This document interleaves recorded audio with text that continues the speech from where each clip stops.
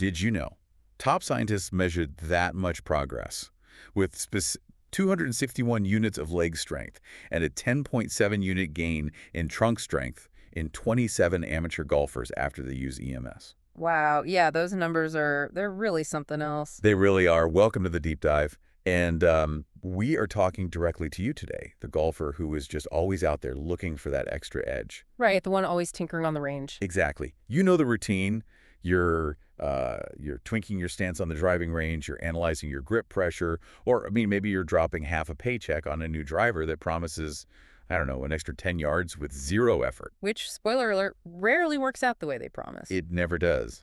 But you might be completely overlooking the actual, physical foundation required to swing that club in the first place. It is a fascinating trap, really, that almost all amateur players fall into. We constantly look for, well, technological solutions in our equipment to solve biological limitations in our bodies. Well, that's a good way to put it. Yeah, like you can buy the most forgiving driver on the market, but if your core, if it just cannot stabilize the rotational force of your swing, Right. that expensive titanium club face is still going to strike the ball offline. So today our mission is to sort of step away from the pro shop and look directly at the biology. We are pulling apart a 2021 peer-reviewed study from the Institute of Medical Physics at Friedrich-Alexander University in Germany. Right. It was published in the International Journal of Environmental Research and Public Health, and it investigates a radically different, highly efficient way to train your body. Yeah, we are unpacking whether just 20 minutes a week of whole-body electromyostimulation, which let's just call it WVEMS, or just EMS, can actually build the strength, the stability, and the body composition needed to fundamentally transform your golf game. Which sounds wild, just 20 minutes. It really does. And the most compelling part of this proposition is, achieving those adaptations without spending hours and hours grinding away under heavy barbells in a traditional gym. I really want to look closely at the mechanics of this because getting stronger without living in the weight room always triggers a bit of skepticism for me. Oh, sure. Naturally. Right, like it sounds like something being sold on a late-night infomercial. Yeah. But we are dealing with a rigorous German sports science here. So before we analyze those massive strength gains from the intro, we really have to establish exactly what this intervention looked like. Yeah, the setup is key. Right, like who are the participants and what did this protocol actually physically demand of them? Well, the researchers assembled a really highly representative cohort. They brought in 54 healthy male amateur golfers. And what makes this study so relevant to the average listener is actually the age range. Oh, how wide was it?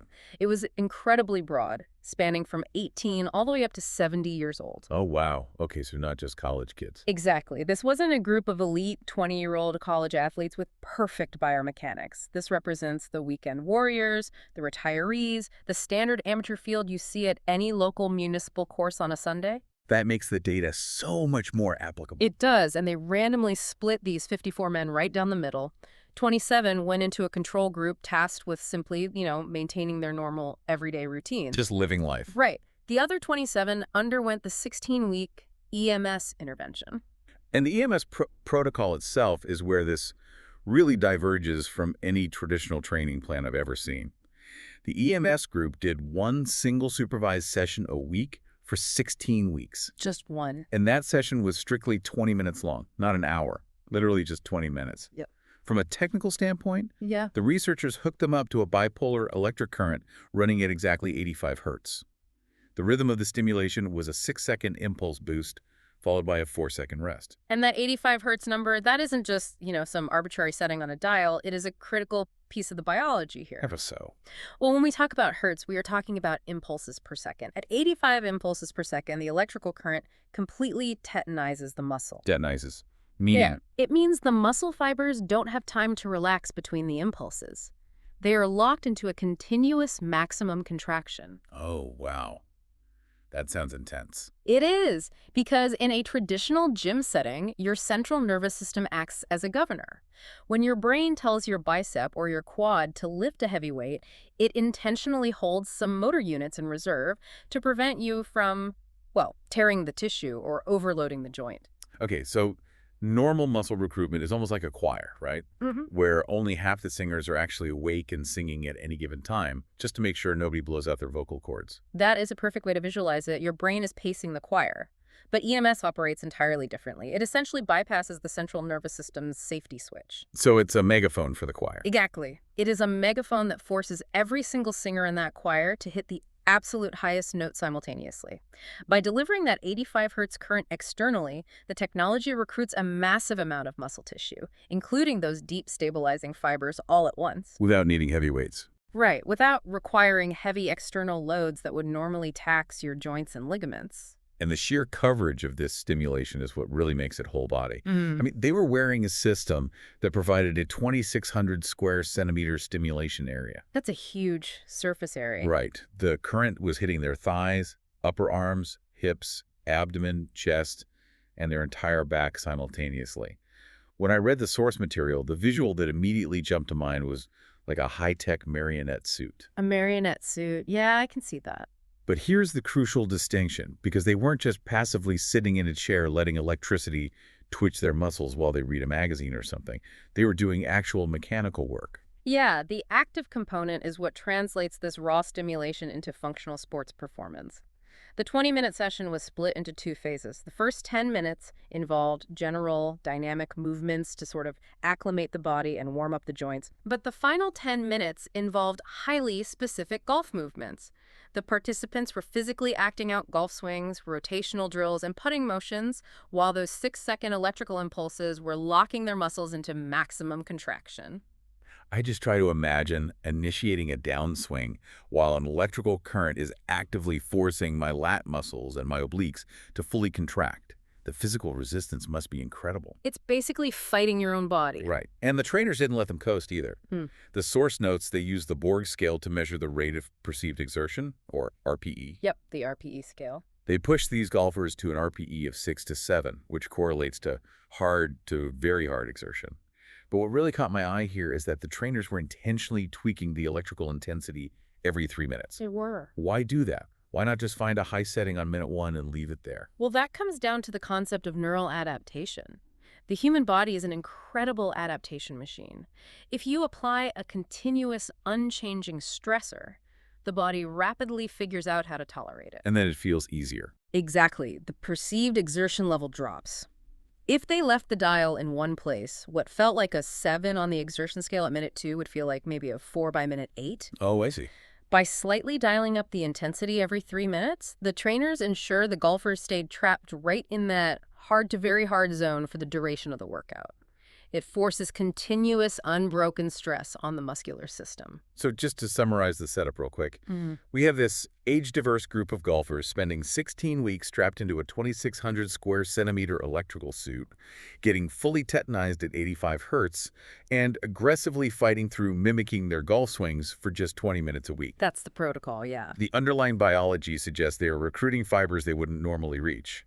But does that actually yield the specific physiological traits required for a better golf game? Let's look at the actual data. Yeah, let's get into the numbers. We should start by looking at maximum isometric trunk strength, which the study refers to as MITs. Okay, trunk strength. Right, because your entire core complex from your pelvis up to your rib cage is the central pillar of the golf swing. And the data on this is striking. The EMS group achieved a highly statistically significant gain of 10.7 units in trunk strength over those 16 weeks. It's a huge jump. It is, but I actually have a major point of confusion here, and I want to push back a little on the control group's data.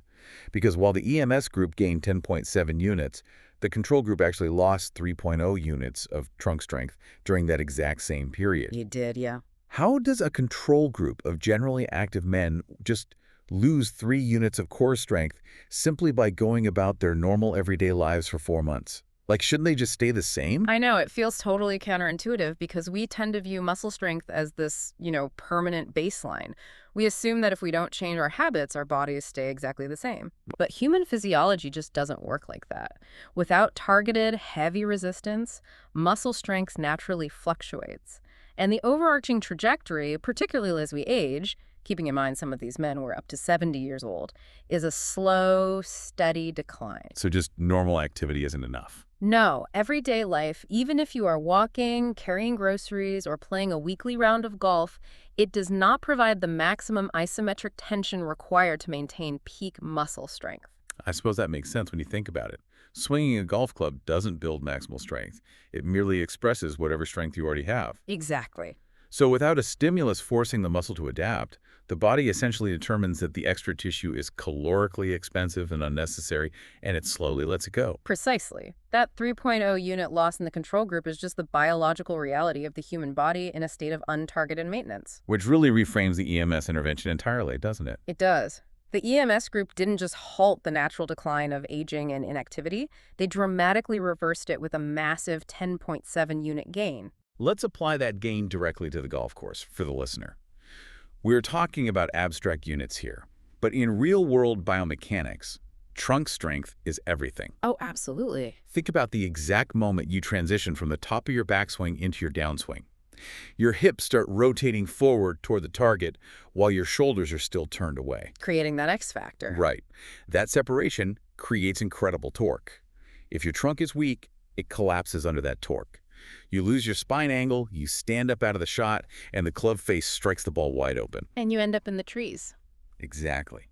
That 10.7 unit gain in isometric strength is exactly what allows a golfer to hold that brutal spine angle and deliver a perfectly square club face at impact. It is the chassis of the swing.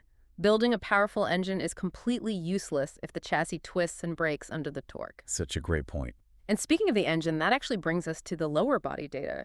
The researchers measured maximum isokinetic leg extensor strength, or miles. And the difference here is almost unbelievable to me. The EMS group added 261 units of force on the isokinetic leg press. Just a massive number. Right. And the control group, they managed a slight natural variation, an increase of only 57 units. The EMS group gained roughly 4.5 times more leg strength than the control group in the exact same time frame. Yeah, the magnitude of that number, 261 units of force, represents a fundamental restructuring of their lower body power capacity.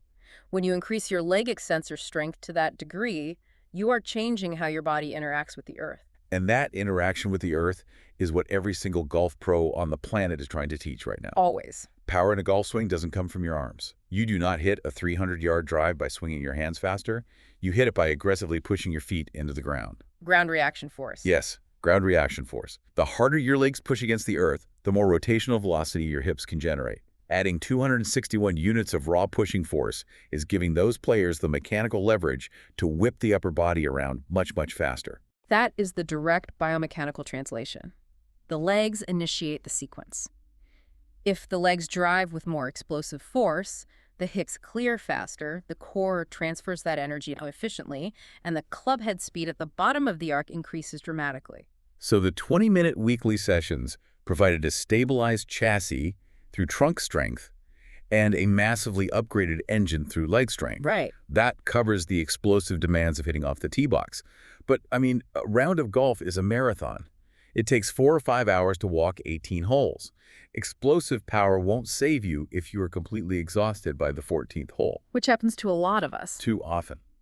So how did this protocol affect their overall body composition and their muscular endurance? Well, the researchers analyzed this using direct segmental multi-frequency bioelectrical impedance analysis, or DSM-BIA. Okay, let's break that down for a second. Bioelectrical impedance essentially means they are sending a tiny, entirely painless electrical current through the participant's body to map its composition, right? That's right. Because muscle tissue contains a lot of water and conducts electricity very well, while fat tissue acts as an insulator and resists the current, this machine can calculate exactly how much of the body is lean mass versus fat. That is exactly how it works, and it provides a highly accurate segmented map of the body. And the results from this analysis mirrored what we saw with the raw strength data. Oh, really? Yeah. Over the 16 weeks, the EMS users gained a modest amount of muscle, specifically an average of 0.30 kilograms of lean body mass. The control group, however, suffered a significant loss of lean body mass, dropping an average of 0.54 kilograms. Wow. Now, looking at the fat mass data, the source shows there wasn't a statistically significant change in either group. The EMS group lost a tiny fraction of fat, and the control group gained a tiny fraction. Right. It was negligible. So we have to be clear here. Wearing an EMS suit for 20 minutes a week is not a magic weight loss solution. It is a tissue recomposition tool. But I want to focus on that lean mass shift. Gaining 1/3 of a kilogram of muscle while the other group loses over 1/2 kilogram creates a huge physiological divide. It absolutely does, and it dictates their endurance reservoir on the golf course. Muscle tissue isn't just for swinging hard. It is for postural control over long durations. Right. When you are standing on the 16th tee box 4 hours into a round, your central nervous system is fatigued. If you have less lean body mass, your stabilizing muscles get lazy. You start slouching. Exactly. You start relying on your joints and ligaments to hold your posture, your swing mechanics break down, and that is exactly where your scorecard balloons. And that muscle fatigue on the back nine isn't just the reason your score goes up. It is also the reason your form degrades and your spine ends up taking the absolute brunt of the rotational force. Which is dangerous. Very. Which perfectly explains why a staggering 80% of the participants in this cohort came into the study already suffering from lower back pain. It is the most pervasive chronic issue in amateur golf. The asymmetrical, violent rotation of a golf swing is inherently punishing on the lumbar spine. Yeah. So naturally, evaluating how EMS impacted that back pain was a critical secondary outcome for the researchers. And the source data presents an interesting nuance here. The EMS group did report a reduction in both the frequency and the intensity of their back pain. But purely statistically speaking, the reduction didn't cross the specific p-value threshold to be declared statistically significant in this particular study. That is a vital distinction in scientific literature. The numbers clearly moved in a positive direction. The participants felt less pain, and they felt it less often. Right. But the variance in the data meant they couldn't definitively declare that the protocol cures golf-related back pain. However, we have to look at the broader biomechanical picture here. We already established they gained 10.7 units of isometric trunk strength. The chassis. Right. That core strength acts as an internal muscular corset. It stabilizes the lumbar vertebrae. So even if the pain reduction didn't hit perfect statistical significance in a 16-week window, the biomechanical upgrade of that internal corset unequivocally offers better structural support for a vulnerable spine. It builds the armor to protect against those fatigue-driven mistakes on the back nine. Now, looking at all of this incredible physiological data, the core stability, the leg power, the body composition, we really have to talk about the behind-the-scenes drama of how this study actually played out. Oh, yes, the curveball. Because the researchers originally had a completely different primary goal in mind when they designed this experiment, didn't they? They did. Their initial, incredibly ambitious plan was to use actual golf performance as their primary outcome. Like out on the course. Yes. They intended to have every participant play 5 18-hole rounds of golf and measure their average score to see exactly how many strokes this EMS protocol would shave off their handicap. It would have been the ultimate real-world proof of concept. But the universe threw the ultimate curveball at them. Right. The COVID-19 pandemic swept across the globe right in the middle of their timeline. Right. Regional lockdowns went into effect, and every single golf course in the area was legally mandated to close. They literally could not get their participants onto the fairways to measure their scorecards. It is a fascinating look at the realities of clinical research, isn't it? Science often has to adapt to forces completely outside of its control. Yeah. Because they were locked out of the golf courses, the researchers were forced to pivot their methodology. They couldn't measure the final outcome of the golf score, so they had to rely entirely on measuring the physiological foundation. The raw strength, the body composition, the mechanical stability. And honestly, it is genuinely disappointing that we didn't get to see those final post-intervention scorecards. It is a shame. But in a strange way, the data they were forced to focus on is almost more valuable for understanding the human body. I agree. You can't build a massive, complex house on top of a crumbling foundation. The physical metrics we've discussed clearly prove that the muscular foundation of these amateur golfers was massively upgraded in just 20 minutes a week. It's undeniable. Even without knowing the exact stroke differential, biomechanics dictate that a body with a stronger trunk, more explosive ground reaction forces, and better postural endurance is fundamentally better equipped to execute a golf swing. If we synthesize all this data into a singular takeaway for the listener, the evidence is incredibly robust.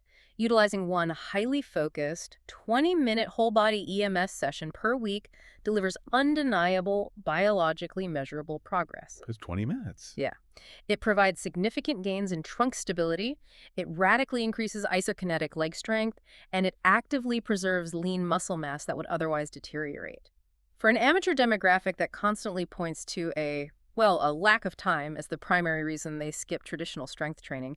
This protocol represents a highly time-efficient mechanism to build the physical durability that every golfer desperately needs. It really forces us to ask some big questions about the future of amateur sports. Yeah. And I want to leave you with a provocative thought to consider the next time you are out on the driving range. Let's hear. If wearing an electrical stimulation suit in your living room for just 20 minutes a week while doing nothing but mimicking practice swings can fundamentally alter your physical baseline and reverse the natural decline of aging. Are we entering an era where weekend hobbyists are going to start training like cyborgs just to win their Sunday morning foursome? It's entirely possible. Where does the line between traditional athletic practice and futuristic biohacking finally blur? If your usual golf partner shows up to the first tee box next weekend, hitting the ball 30 yards further because he's been secretly tetanizing his muscles with an 85 hertz electric current, are you going to call it an unfair advantage, or are you immediately going to ask for the name of his trainer? I know which one I'd do. Make sure to follow Health Research Digest on Facebook for more health research papers that we reveal. Quick disclaimer. Our content is for informational and educational purpose only, not medical advices.